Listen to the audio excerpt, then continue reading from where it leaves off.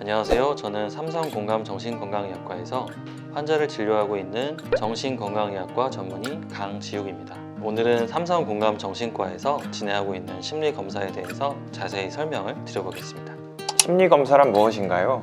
심리검사는 개인의 행동을 다양한 방면에서 정밀하게 측정하는 검사를 말합니다. 지능, 적성, 흥미, 학업 성취도, 성격 특성과 같이 다방면에서 개인의 행동과 심리를 분석하고 연구에서 치료에 도움을 주는 검사라고 생각하시면 됩니다. 심리검사를 해야 하는 이유는 무엇인가요? 진료실에서 짧은 시간의 면담으로 환자의 깊은 내면까지 다 알아내기 어려운 것이 사실입니다.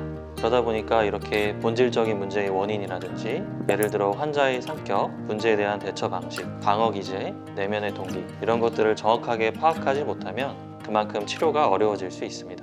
그래서 심리검사를 통해서 보다 깊은 심리적 동기나 문제의 대처 방식들을 파악해서 효과적인 치료를 할 수 있게 도움을 드릴 수 있습니다. 심리검사 항목에는 무엇이 있나요? 기본적인 지능검사를 포함해서 미네소타 다면적 인성검사, 문장 완성 검사, 로르샤우 검사, 주제 통각 검사, 집, 나무, 사람 검사 등이 포함됩니다.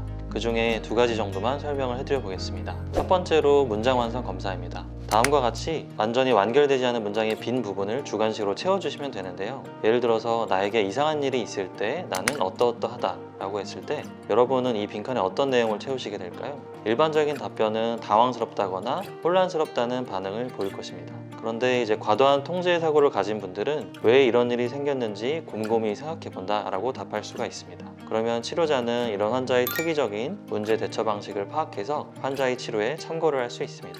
2번째로 로르샤우 검사입니다. 여러분은 이 그림을 보셨을 때 어떤 생각이나 느낌이 드실까요? 대부분의 사람들은 이 붉고 선명하고 자극적인 이 사진을 보면서 무섭다거나 불안한 느낌을 많이 표현을 하십니다.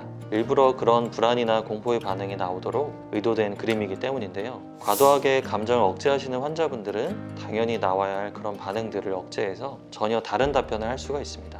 치료자는 이러한 반응을 확인하고 환자의 치료에 참고를 할 수가 있습니다. 청소년과 소아에서도 도움이 되나요? 물론입니다. 오히려 소아청소년의 경우에 더 큰 도움을 받을 수 있는데요. 성인과 다르게 소아청소년은 자신의 문제를 잘 알지 못하거나 알더라도 정확한 말로 표현하지 못하는 경우가 대부분입니다. 그렇기 때문에 이러한 심리검사를 통해서 소아와 청소년의 더 내면적인 문제를 깊이 파악하고 분석하고 보다 본질적인 치료를 할 수가 있습니다.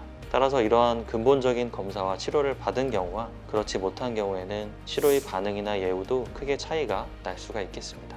검사 진행 방법은 어떻게 되나요? 저희 병원에서는 효율적인 검사를 위해서 미리 설문평가지를 작성해서 오도록 안내를 해드립니다. 결과지를 가지고 오시면은 본원의 훌륭하신 임상 심리사 분들께서 집중적인 면담과 검사를 추가적으로 진행하게 됩니다. 검사 진행까지 걸리는 소요 시간은 약 2시간 정도이고 최종 결과가 나올 때까지는 약 2주 정도가 걸리게 됩니다. 특별히 소아청소년의 경우에는 부모님도 함께 검사를 받으시는 게 좋습니다. 얻게 되는 정보의 양도 많고 좀 더 정확하게 심리검사를 분석하고 결과를 확인할 수 있습니다. 심리검사를 하게 되면 진료 시에 담당 주치의 선생님이 어떻게 활용을 하나요? 임상 심리사 선생님은 검사 분석 결과를 담당 주치의 선생님에게 보고서로 전달을 해주시게 됩니다. 그러면 주치의 선생님께서는 이 1차 보고서를 토대로 환자와 더 심층적인 상담과 치료를 시작하게 되고 이러한 2차 분석을 통해서 더 적절하고 환자에게 정말로 도움이 되는 면담과 약물을 처방해 드릴 수가 있겠습니다. 이렇게 2차 이상의 분석과 치료가 진행되면서 더욱더 필요한 도움을 드릴 수가 있습니다. 그리고 수개월간의 적절한 치료를 시행한 이후에 다시 한번 심리검사를 시행하게 됩니다. 심리검사 결과를 확인함을 통해서 그동안의 치료가 적절하게 진행이 되었는지 환자분을 괴롭히거나 힘들게 하는 문제가 많이 개선이 되었는지를 다시 한번 평가할 수 있습니다. 환자분의 문제가 해결되고 심리나 정서 상태가 많이 호전이 되었다면 치료를 종결해 볼 수 있겠습니다. 심리검사에 대해서 자세히 말씀드려 보았습니다. 추가적으로 궁금하신 사항이 있으시면 병원에 방문하셔서 주치의 선생님께 말씀해 주시면 더욱 상세한 답변을 드릴 수 있을 것 같습니다. 뇌 건강을 해칠 수 있는 습관 5가지와 뇌 건강을 증진시킬 수 있는 습관 5가지를 말씀드리겠습니다. 먼저 뇌 건강을 해치는 습관 5가지 말씀드리겠습니다. 첫 번째로 건강하지 못한 식습관입니다. 야식이나 폭식이라든지 불규칙한 식사, 밥을 지나치게 빨리 먹는 것, 짜게 먹는다든지 영양이 불균형한 것들이 모두 뇌 건강을 해칠 수가 있겠습니다. 두 번째로 음주입니다. 술을 자주 마시거나 간헐적으로 마시더라도 폭음을 하는 경우에 뇌 건강을 해칠 수가 있습니다. 세 번째로 흡연도 뇌 건강을 해치는 것으로 확인되었습니다. 네 번째로 고혈압과 당뇨, 고지혈증, 비만을 포함하는 대사증후군입니다. 다섯 번째로 운동을 게을리하는 것도 뇌 건강을 해칠 수 있습니다. 다음은 뇌 건강을 증진시키는 습관 5가지 말씀드리겠습니다. 첫 번째로 건강한 식습관입니다. 하루 3끼를 규칙적으로 식사하고 밥을 천천히 꼭꼭 씹어서 먹고 짜지 않게 생선과 야채, 과일과 야채 등 다양한 영양소를 골고루 섭취해야 합니다. 두 번째로 금연과 금주가 중요합니다. 세 번째로 규칙적인 운동이 필요합니다. 일주일에 5번 이상 땀이 날 정도로 유산소 운동을 해주고 근육 운동도 같이 함께 해주는 게 필요합니다. 네 번째로 각종 동호회나 모임, 친구들과의 만남 등 사회활동을 적극적으로 하는 게 도움이 됩니다. 마지막으로 그림 그리기, 일기 쓰기, 자수와 같이 손을 주로 사용하는 활동들이 뇌를 자극해서 건강을 증진시키는 데 도움이 된다고 합니다. 네, 지금까지 뇌 건강을 해칠 수 있는 습관 5가지, 그리고 뇌 건강을 증진시킬 수 있는 습관 5가지를 알아보았습니다. 추가적으로 궁금하신 사항들은 병원에 방문하셔서 주치의 선생님께 말씀해 주시면 더 자세히 설명드릴 수 있겠습니다. 감사합니다.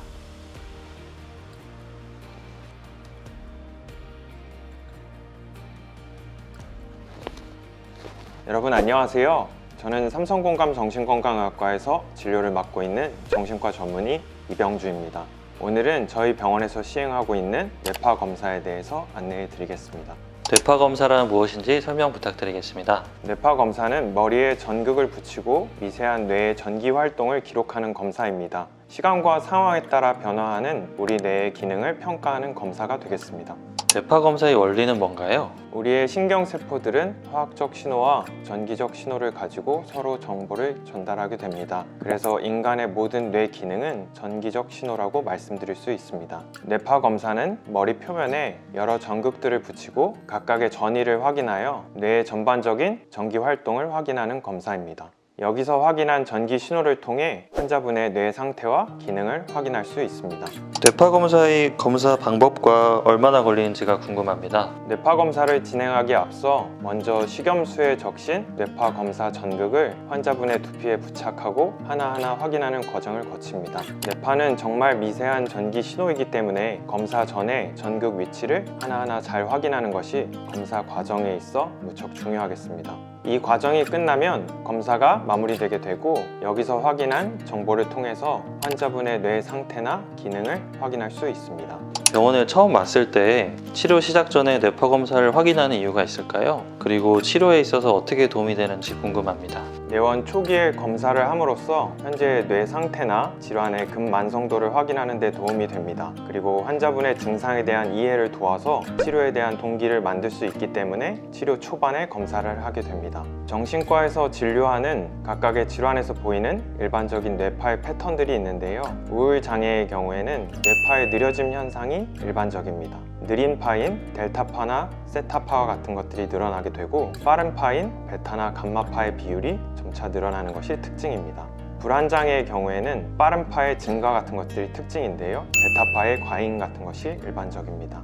이러한 소견들을 확인함으로써 뇌 기능의 회복 정도나 경과를 판단하는 데도 활용할 수 있겠습니다. 지금까지 뇌파 검사에 대해서 설명드렸습니다. 더 추가적인 문의사항은 주치의 선생님께 문의하시면 더 상세히 알려드리도록 하겠습니다. 감사합니다.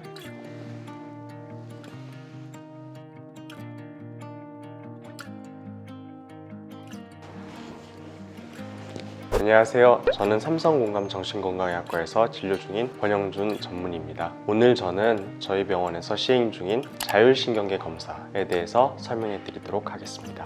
자율신경계란 어떤 건지 설명해 주실 수 있을까요? 자율신경계는 호르몬과 함께 우리 몸이 일정하게 기능할 수 있도록 돕는 역할을 하는데요. 사람의 신경계는 우리의 의지대로 움직이는 체성신경계와 우리의 의지와 상관없이 저절로 조절되는 자율신경계로 구성되어 있습니다. 자율신경계는 교감신경계와 부교감신경계로 나뉘어서 엑셀과 브레이크처럼 심박, 호흡, 혈압과 같은 생존의 필수적인 기능들을 유지하게 되는데요. 자율신경계는 이렇게 우리 몸이 일정한 상태로 평온한 상태로 지낼 수 있도록 해주는 역할을 수행합니다. 자율신경계 검사란 어떤 건가요?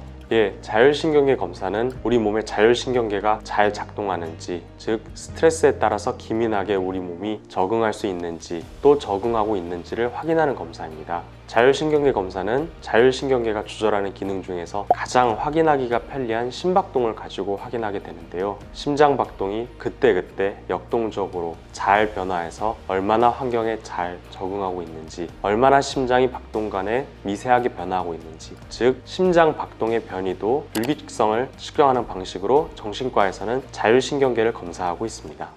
정신과 환자분들이 흔하게 호소하시는 자율신경계 이상 증상이 어떤 게 있을까요? 자율신경계가 기능하는 부분에서 증상들이 생기게 되는데요. 어지러움, 가슴뛴, 눈마름, 입마름, 식은땀, 소화불량, 변비나 설사, 시야 문제, 성기능 장애와 같은 다양한 증상들이 자율신경계 이상으로 발생할 수 있습니다.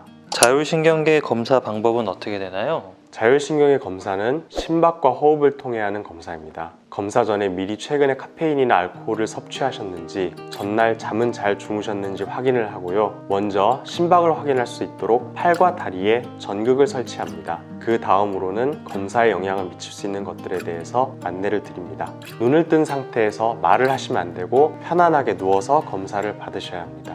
기침, 재채기, 하품, 한숨, 심호흡처럼 숨과 관련한 것들이 있습니다. 준비가 끝나면 3분간 편안하게 숨을 쉬면서 코로 들이마시고 입으로 내쉬고 하면서 3분간 검사를 합니다. 이렇게 검사 동안 호흡과 심박을 기록하고 나면 이러한 신호들을 분석해서 자율신경계의 균형이나 상태 등을 확인할 수 있게 됩니다. 병원에 처음 왔을 때 치료 시작 전에 자율신경계 검사를 확인하는 이유도 궁금하고요. 치료에 있어서는 어떻게 도움이 되는지 궁금합니다. 정신적인 스트레스가 지속될수록 우리 몸의 자율신경계의 균형은 깨지게 됩니다. 만성으로 진행될수록 심장 박동의 기민한 변화, 즉 심박 변이도가 깨지게 됩니다. 자율신경계의 균형, 교감신경, 부교감신경, 비율의 불균형도 올 수 있습니다. 점차 신경계의 활성 자체가 줄어들어서 부교감신경 조절 자체의 문제도 생길 수 있습니다. 그래서 이런 변화를 확인함으로써 환자분의 상태가 급성기인지 아니면 만성기인지를 확인할 수도 있고요. 또 치료를 진행하면서 신경계 사이의 균형이 회복되고 있는지, 얼마나 회복되고 있는지도 확인할 수 있어 현재의 심각도나 치료의 경과를 확인하는 데 도움이 될 수 있습니다. 자율신경계를 건강하게 할 수 있는 생활 습관은 어떤 게 있을까요? 자율신경계의 건강은 결국 균형이 가장 중요합니다. 교감신경과 부교감신경 중 하나가 지나치게 활성화되거나 떨어지면서 문제가 생기기 때문인데요. 삶의 균형을 찾아올 수 있는 방법들, 예를 들어서 규칙적인 생활 습관, 규칙적인 운동, 규칙적인 식사, 그리고 스트레스를 받고 있다면 이를 적절히 치료하거나 해소할 수 있는 수단을 만드는 것이 중요하다고 생각합니다. 이것으로 자율신경계 검사에 대한 설명을 마치도록 하겠습니다. 더욱 궁금하신 점에 대해서는 각 진료실에 계신 전문의 선생님들께 문의해 주시면 더욱 자세히 설명해 드리도록 하겠습니다. 감사합니다.